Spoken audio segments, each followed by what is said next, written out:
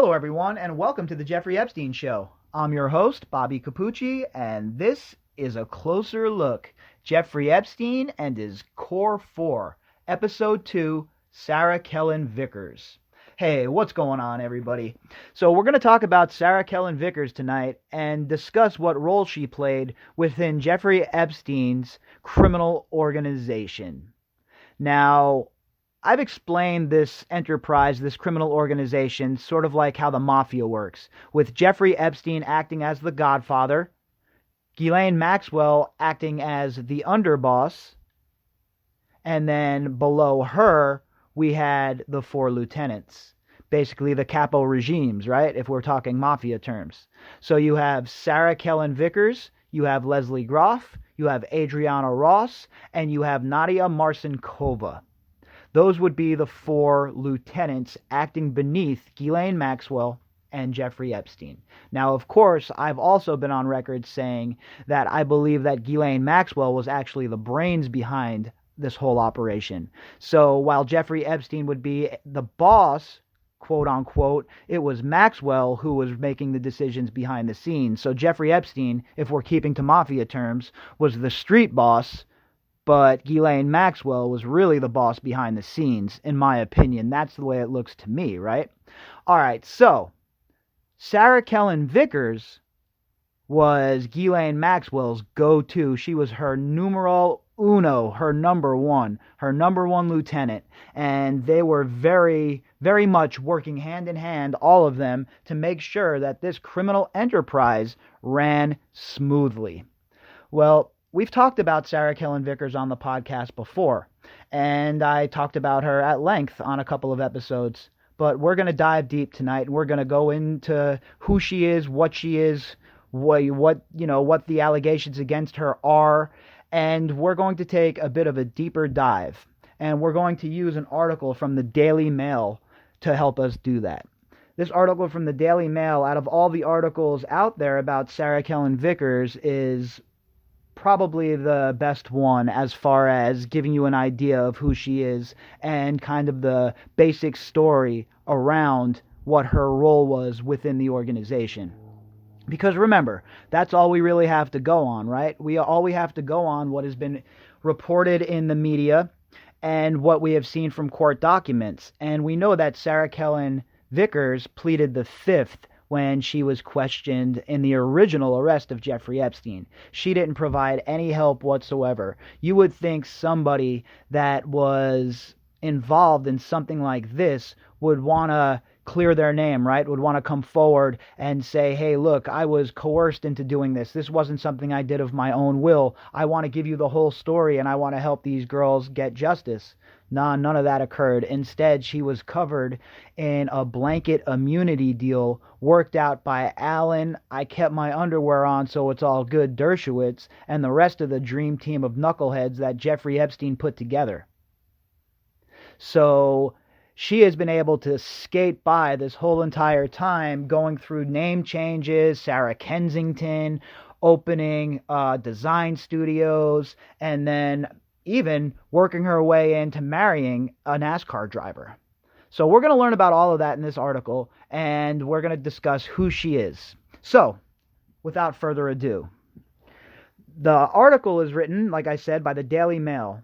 The author was Louise Boyle. The headline, exclusive, Jeffrey Epstein's fixer was still socializing with the convicted pedophile in 2012, even after avoiding prosecution and changing her name, dyeing her hair brown, moving to Hawaii, and dating a NASCAR racer.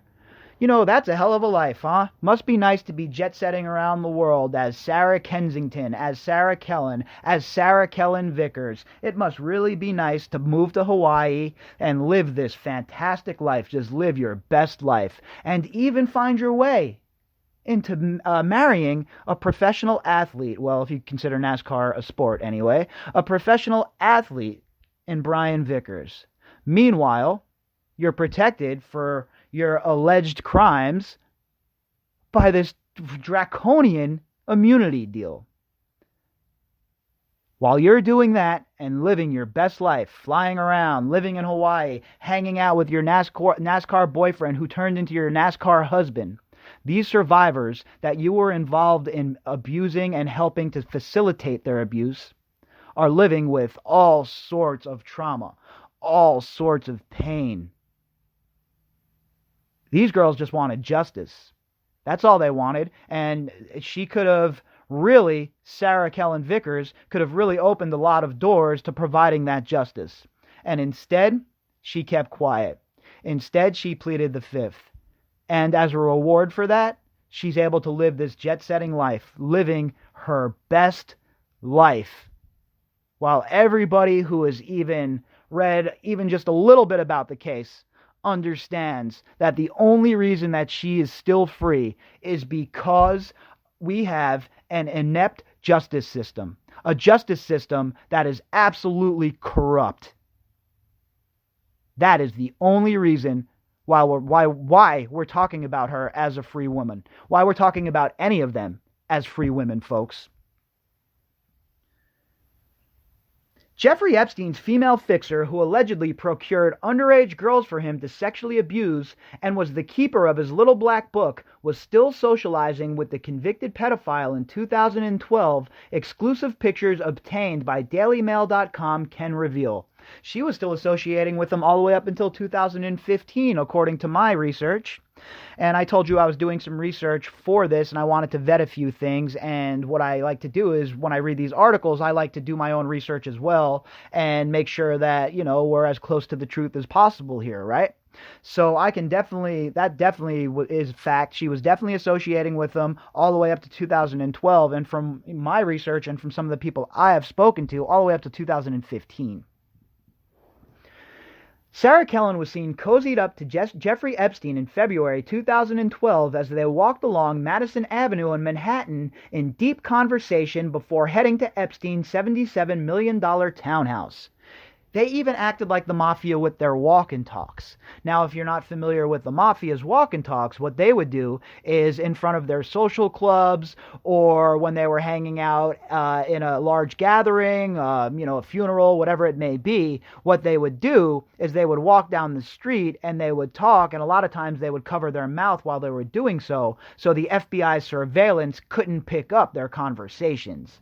And we even see that with these people, with Jeffrey Epstein and his core four. When they would be on their strolls, they would be doing the same thing. They'd be taking these strolls down Madison Avenue, and that they were yapping about, the game plan for the day for their disgusting trafficking ring, right? So there's just so many parallels to an actual mafioso or a cartel criminal operation, and yet we have never even seen one bit of the pressure put on these four as we see put on drug dealers. Imagine if they went after these gals with as much gusto as they did after El Chapo. Kellen was accused of making massage appointments for Epstein and pressuring young girls into not talking to police who said they were intimidated and frightened by her, according to the Miami Herald. And we've heard this over and over again from numerous witnesses.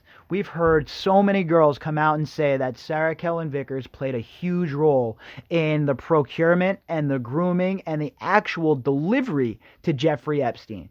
Now, you mean to tell me that they were able to get Al Capone on tax evasion, but they can't find something in their 5 bazillion page law book that they could slap these people with for their involvement in an ongoing criminal enterprise that trafficked women?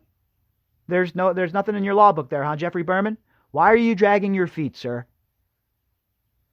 Several alleged victims, survivors, told police they were taken to Epstein's massage room at his Palm Beach mansion by a woman named Sarah after she laid out the massage oils.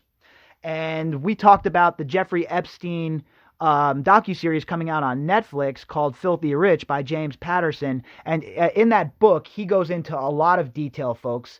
If you want to get a real good look at Sarah Kellen Vickers, besides what we're going to, provide you here, I would highly suggest, again, reading that book. It'll give you a really good look into what's going on. Obviously, it's, a longer form of information gathering, and they're able to provide a lot more context. It's a book, so there's references to court documents, etc., etc. I really think that if you have not read it, that you definitely should get on top of that and read it.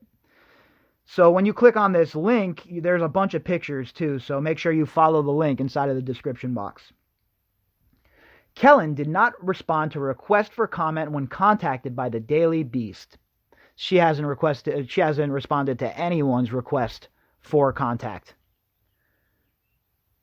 According to flight logs, Kellen also traveled on Epstein's private jet with former President Bill Clinton on at least 11 flights between 2002 and 2003. Again, Bill Clinton's name pops up on this plane. How many times are we going to see this guy's name on the flight logs before the media in America takes notice?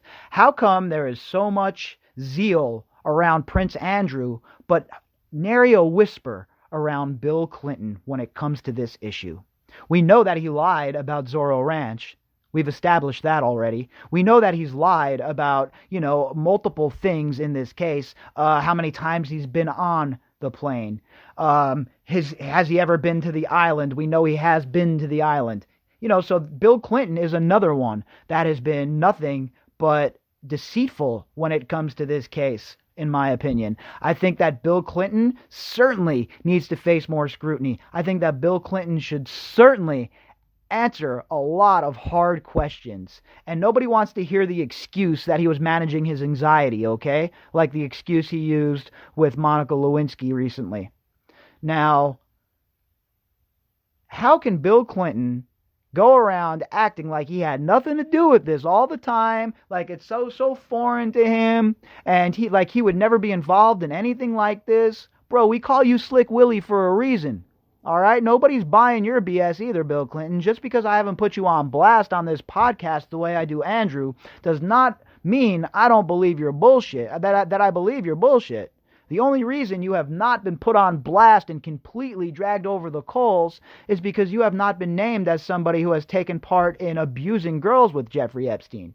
Your only part so far is being an enabler. And you are definitely that. You are his prized possession right there with Prince Andrew.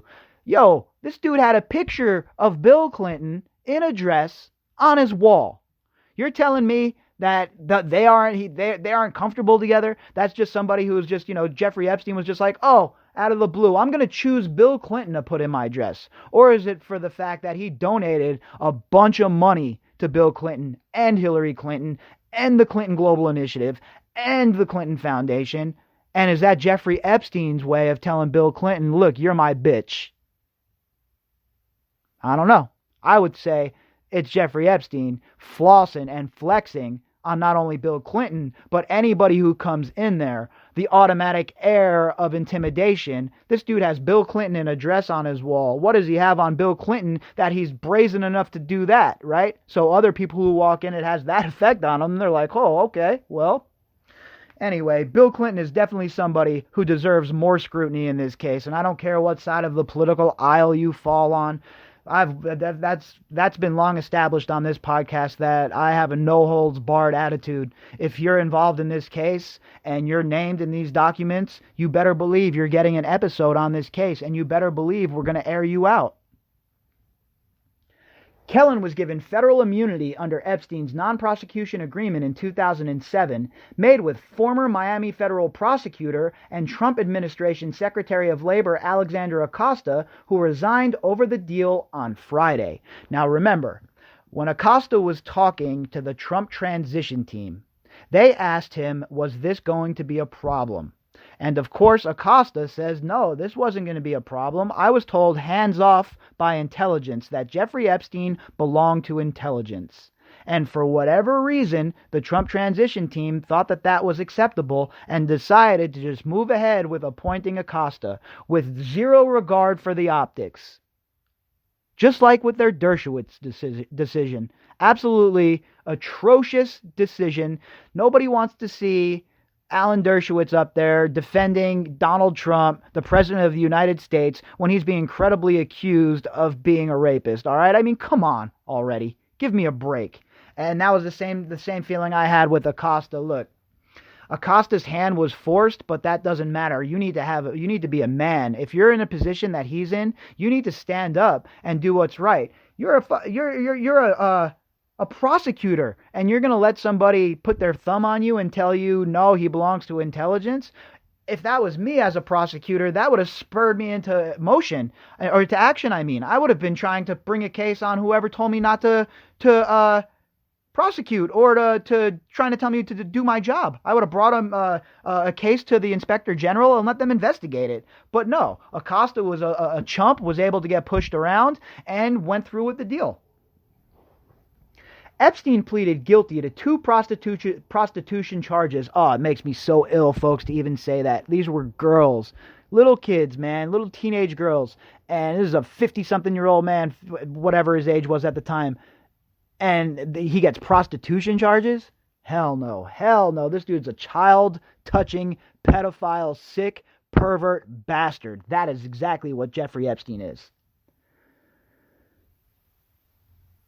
Epstein pleaded guilty to 2 prostitution charges in state court in Miami and served 13 months in Palm Beach County Jail, during which much of the time he was allowed out on work release. He was released in 2009. Kellen, along with fellow executive assistants Leslie Groff, Nadia Marcinkova, and Adriana Ross, the Core 4, folks, were named in Epstein's 2008 sweetheart deal as potential co-conspirators, and that is why they're being put on blast. That is why we're doing this series. That is why Sarah Kellen Vickers is being talked about in this episode. She was named in these court documents. She was credibly accused, and she skated on this bullshit plea agreement. Meanwhile, if it was you or I, or anyone you know, we'd be underneath the prison as the 2-tier justice system continues to flex on the 99%. In 2010, Kellen was interviewed under oath as part of civil proceedings along with Epstein's other assistants about their dealings with the billionaire financier, pedophile, and also asked whether Epstein's close friend, Prince Andrew, was involved with underage girls. Folks, they hold the keys to the kingdom. This is why I'm so adamant about these gals being rounded up, brought in for questioning, put to the question, and really interrogated by a seasoned interrogator. Somebody that knows how to get to where he's going or where she's going. An investigator that has been around the block. An investigator that knows how to make the situation into a situation that is such that it looks bleak, that there is no out. Your only out is to cooperate. If not, you're facing 60, 70 years. And when they first got caught up in this, they had the good luck of having Jeffrey Epstein's money and his lawyers there to protect them. Well, they don't have that anymore. Now, I'm sure Sarah Kellen, with her husband being a NASCAR racer, has very good legal counsel, and she can pay for good legal counsel, but not as much as she could have if Epstein was still around. You know, they all kept their mouths shut. Everybody kept their mouths shut, and nobody went to prison. And that's all because Dershowitz and his crack squad of goons was involved in leaning on the prosecution. Oh, believe me, I don't say that's not saying the prosecution wasn't involved, because they were just as complicit. They tore these girls down in court. They destroyed these girls that came forward. And that was all part of the defense strategy led by Dershowitz.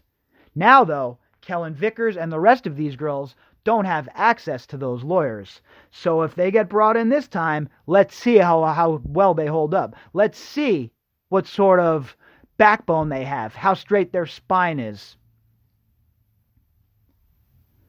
Kellen was asked by a lawyer, "Would you agree with me that Prince Andrew and Jeffrey Epstein used to share underage girls for sexual relations?" She, Kellen, replied, "On the instructions of my lawyer, I must invoke my Fifth Amendment privilege." Now, why would you invoke your Fifth Amendment privilege there? What sort of sick, twisted MFer doesn't get involved, especially when it's gotten to the point where there's cops there? How can you sleep at night pleading the fifth to something like this? Why are you protecting Prince Andrew, and why are you protecting Jeffrey Epstein still, Sarah Kellen Vickers? Why would you still protect these disgusting human beings? Well, the evidence all points to the fact that the reason you're protecting them is because you were involved, okay? That's where the evidence all points. That is my opinion, all right? You were involved. Prince Andrew denied sexual contact with underage girls. Kellen and her fellow assistants were generously compensated for working for Epstein, where they made themselves available 24/7 and were indispensable to his personal and business success, according to a 2005 article in the New York Times. All the evidence is there for the prosecutors. Stop dragging your feet. What are you waiting for? The evidence is there. They were indispensable to his personal and business successes. So that means his personal pursuits of young girls. That means all of his business going-ons, that would be the money laundering. That would be the illegal payouts. That would be the bribes, etc., etc. They are all complicit. They are all complicit in what is going on here. And Sarah Kellen Vickers, in my opinion, is the worst of them. They are an extension of my brain, Epstein told the Times. Their intuition is something that I don't have. Yeah, you know what, Jeffrey Epstein? Well, you don't have a brain, first of all, according to everybody that I've talked to. You didn't have a brain in your head. You were just a brute who was a tool and a piece being moved on a chessboard, and you happened to have some real disgusting proclivities. And those proclivities were harnessed, and then they were wielded as a tool to gain information. So, let's not talk about your brain, sir. You did not have one. As far as them being an extension of his brain and him saying that, though, well, again, that adds more context to their relationship, to their closeness with Jeffrey Epstein, to how integral they were to his operation running smoothly without any hiccups. Epstein paid each assistant more than $200,000 a year, and the position came with perks. Access to top hairstylist Frederick Fekkai, private jet trips, and meals from New York's top restaurants. We've discussed Frederick Fekkai on here earlier, and that is the place where Epstein would send all of his gals to go get their hair done in the way that he wanted them to have their hair done. He had a certain look that he wanted them to maintain. So he would send them down to his good buddy Frederick Fekkai's place to get their hair done. One of the many perks of being part of the conglomerate. One of the many perks of being part of Jeffrey Epstein's criminal enterprise. After avoiding prosecution, Kellen, 40, took steps to conceal her sordid past. Yep, because that sounds like somebody that has nothing to hide, folks, right? If you have nothing to hide, why are you concealing your past? If you have nothing to hide, why are you changing your name? If you have nothing to hide, why are you moving all the way to Hawaii? She went from a blonde to a brunette and reemerged as Sarah Kensington. She also goes by the aliases Sarah Linnell Vickers and Sarah Bonk, according to public records. What is she? An ISIS terrorist on the battlefield in Syria? She has, her real name, her government name, and then she has the name she uses when she goes over and fights in Syria. I mean, really? Who has 5 names? One name suffices. You don't need 5 names. You don't need aliases unless you're a criminal. She spent several years in Hawaii and began dating NASCAR driver Brian Vickers in 2012, where she began popping up in pit lane at his races. Oh, isn't that cute? Isn't that just so cute? Brian Vickers is a hell of a judge of character, obviously, right? Love is blind, they say. Well, this guy must have 0 eyes, because I'll tell you what, there is 0 chance ever that I'd be associating with somebody like Sarah Kellen Vickers. Never mind marrying them. Never mind dating them. And again, another failure of the media. She's popping up in pit row, and the media isn't going crazy about it. The media isn't pointing out that she is somebody that was caught up in the Jeffrey Epstein case. You know why, right? It's because the media wanted this all to go away. They wanted this to all go away so that none of their faves would be caught up in it. Imagine that's how sick people are, folks. They have faves, and they don't want their faves to be outed as predators and disgusting, gross enablers of human traffickers. That is our modern day media. The couple became engaged in the summer of 2013 and married in September 2013 in Wyoming, according to local reports. I bet his parents are proud, huh? I bet Brian Vickers' parents are real proud of this lady. Can you imagine being his parents or his family members and, hearing about the Jeffrey Epstein case? Been researching it a little bit and finding out that your new relative was involved in all of this shit and not just like, loose allegations. Oh, no. She was so involved that she had to get part of that immunity deal dropped over her disgusting head, right? Yeah, imagine being one of her relatives. I'm sure the Vickers clan was utterly pumped about that. After her marriage to Vickers, 35, she reinvented herself as an interior designer and jet sets around the world following her husband's career. It honestly makes me want to vomit saying that and reading that. Meanwhile, the trauma suffered by girls like Virginia Roberts, people like Maria Farmer, Annie Farmer. You name it, folks. But this lady's jet-setting around, hanging out with her awesome NASCAR boyfriend, her husband. Oh, aren't I so cool? It's disgusting. It's offensive, honestly. And it's just another black eye for the justice system. Another black eye for the two-tiered, broken-ass justice system. Is anybody ever going to fix it? Is anybody ever going to tackle the challenge head-on and fix the justice system? In recent years, she has been pictured in Singapore, New York, Miami, Tokyo, and Capri. Boy, must be nice. The couple divide their time between their homes in New York, Miami, and North Carolina. She is the owner of SLK Designs, an interior design company. Public records with the New York Division of Corporations shows that SLK Designs, LLC, was established in May 2012.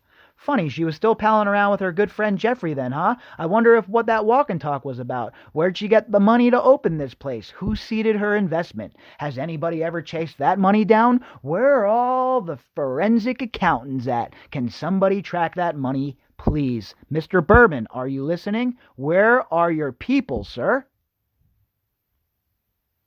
In 2015, the Daily Mail reported that Kellen and Marcinkova, who renamed herself Nadia Marcinkova and is now a pilot with a company called Avaloop, were operating from $2 million apartments in a Manhattan building that was majority owned by Epstein's brother Mark, all the way up till 2015. Epstein sure took care of those who kept their mouths shut for him, huh? Epstein sure showed them some love. Now you see why I call them the Core Four, folks? Now you see why we're doing this expose? You see why we're doing this series? Because shit is effed up. All right, I'm sorry that I'm dropping all of these curse words here right now, but man, this story gets me really fired up. How these girls could still be roaming free, how they're still out, not arrested, how they're living the high life off of Jeffrey Epstein's ill-gotten gains, and they're not wrapped up in a RICO case. All the way up until 2015, they're in these chic-ass $2 million apartments that would knock any one of our socks off. And the media isn't going crazy? The media isn't profiling these gals? Remember this the next time you turn to the legacy media for the truth. You shouldn't have to vet everything that the media tells you. As a consumer of the news, you should at the very least expect them to do their jobs, right? They can have opinions, of course. Of course, everyone in this country and around the whole world, in my view, is entitled to their opinion on things. But they should label their news pieces opinion if they're going to give their opinion. And if they're going to cover hard news, they should cover hard news no matter where it leads, no matter the political implications. Mark Epstein told The Guardian at the time he owned the majority of the units in the Manhattan building, and he had never heard of the two women's companies. Oh, I call bullshit there as well. I think Mark Epstein definitely needs to be questioned. His finances were intertwined with Jeffries when it came to these real estate deals in a lot of cases, and again, they need to be examined. Everybody who was involved, everybody who got money from this whole entire sordid ordeal is part of the criminal conspiracy, folks. Point blank, period. Mark Epstein told The Guardian at the time he owned the majority of the units and in the Manhattan building, and he had never heard of the two women's companies. On SLK Design's Facebook page, it states, Sarah Kensington makes a living doing what she loves in life, interior design. She is the owner of SLK Designs, LLC, and has studies at several schools, including the University of Hawaii and New York School of Interior Design. I'm sorry, every time I hear the word interior design and that somebody is an interior designer, I always hearken back to the Sopranos episode, Pine Barrens, where Paulie and Christopher go to collect the money from the Russian guy, and the whole melee ensues, where they end up whacking him over the head, throwing him in a rug, putting him in the trunk, driving him out to the Pine Barrens in New Jersey, and they go to kill him, right? They take him out to kill him, they're marching him out, they bring a shovel, and they tell him to dig his own grave. Well, as he's digging his own grave, he winds up maneuvering and whacking Chrissy over the head with the shovel. He gets away. They're chasing him. They can't find him. Paulie licks off a couple of shots. He thinks he hits him with one. They're not sure, though. Well, Paulie and Christopher now, they're lost in the middle of the Pine Barrens. So they call Tony, and they're trying to get Tony to come out, rescue them, blah, blah, blah, blah, blah, blah, blah. Anyway, Tony ends up calling them back after he talks to the Russian guy, not the one who was shot, but that guy's boss. And he gets some information about the guy that they were going after. So the phone signal is really bad, so it's breaking up. And Tony says to them on the phone, he says, hey, look, the guy was a part of a Russian hit squad, special forces, and, he killed 16 people. So Christopher says to Paulie, he says, dude, this guy was an interior decorator, and he killed 16 Chechens, or excuse me, Paulie says it to Christopher, and he killed 16 Chechens.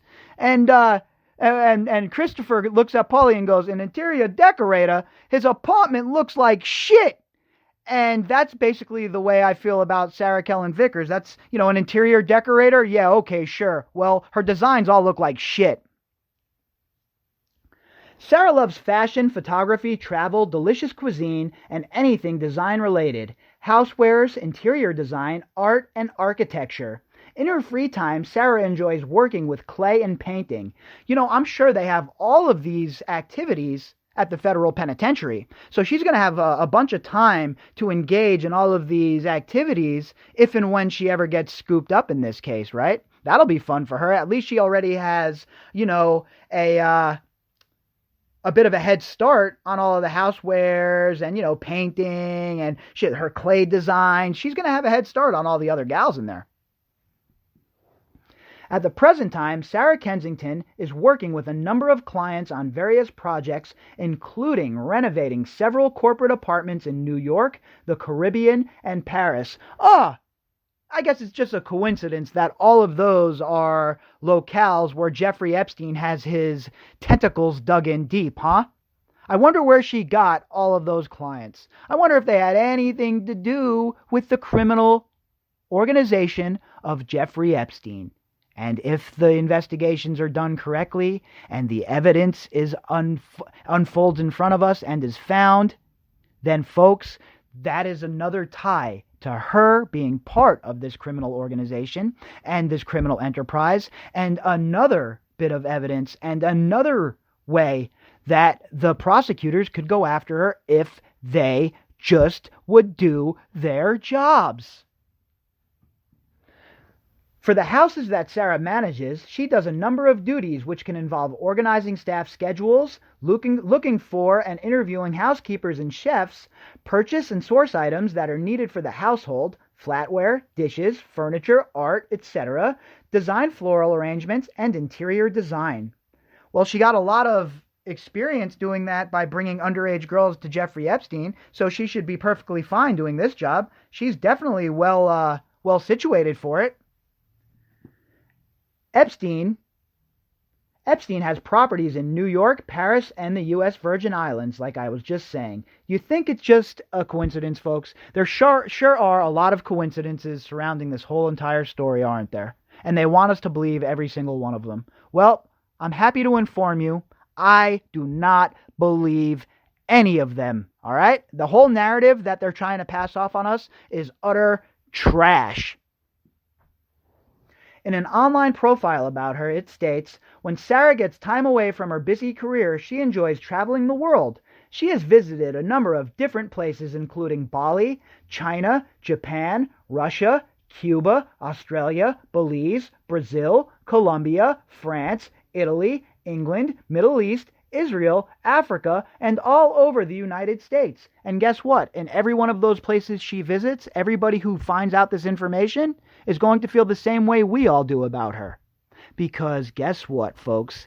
Anybody who was involved with Jeffrey Epstein and his trafficking ring, and who, especially part of the core four with the immunity deal dropped over you, pleading the fifth, knowing exactly what happened, and still not coming forward. Well, doesn't matter how many fantastic places you get to travel. It doesn't matter what sort of jet-setting life you had before. That's all over. You are now firmly in the crosshairs. You are now part of the conversation again, Sarah Kellen Vickers. Reading is another favorite pastime that Sarah enjoys. Well, perfect again. When she's in her 6x10 and she's hanging out with her cellmate, she'll have plenty of time to read. In fact, I hope that after it's all said and done, that the investigators who put her away write a book about how they put her away. And then that way she can read that book while she's enjoying her stay at the federal penitentiary. She is currently reading Fierce Conversations by Susan Scott. Her favorite book is Ayn Rand, Atlas Shrugged, and The Fountainhead. Sarah is a lover of classic novels such as Dracula, The Hobbit, and Sherlock Holmes. Oh boy, Sherlock Holmes, The Hobbit, and Dracula, huh? Well, you conducted yourself as evilly as Dracula. You're going to get chased down by investigators who are like Sherlock Holmes. And just like in The Hobbit, without your one ring, Jeffrey Epstein, you turn into Gollum. Epstein, 66, was charged earlier this week with 2 counts of underage sex trafficking. He was arrested by the FBI when his private jet landed from Paris in New Jersey on Saturday. None of the women are named in the new indictment against Epstein, and prosecutors say they do not anticipate filing charges against anyone soon. Update. That's wrong. They're going after the co-conspirators. We're all aware of that. Now, to what level they're going after them, I guess that's up for debate still, obviously. But Berman has come out in public and said he's going after Andrew. And if he's going after Andrew, you better believe he's going after these gals as well. The core four. Your jet-setting days are going to be long behind you soon. I hope you enjoyed all of it while it lasted, and I hope you made some memories worth remembering, because soon, oh soon, the sweet jaws of justice are going to clamp down on you.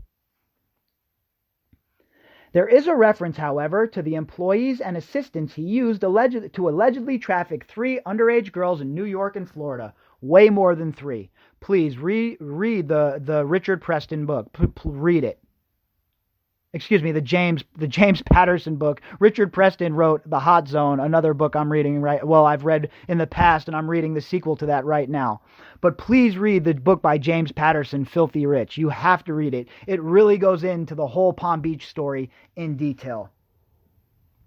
Acosta sealed the 2008 agreement, the Miami Herald reported, meaning neither the victims nor the public were aware of Epstein's crimes, nor who else was involved in helping him abuse underage girls. The legality of that agreement is now in question. Epstein's survivors were not informed of it at the time, which is in a violation of the law.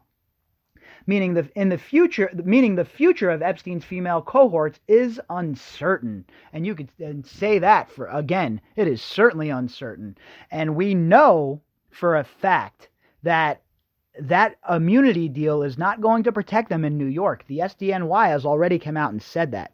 Now the question is, when is the SDNY going to pursue justice in this case? When are they going to start railing in and reining in some of these people who were such a significant part of the trafficking operation?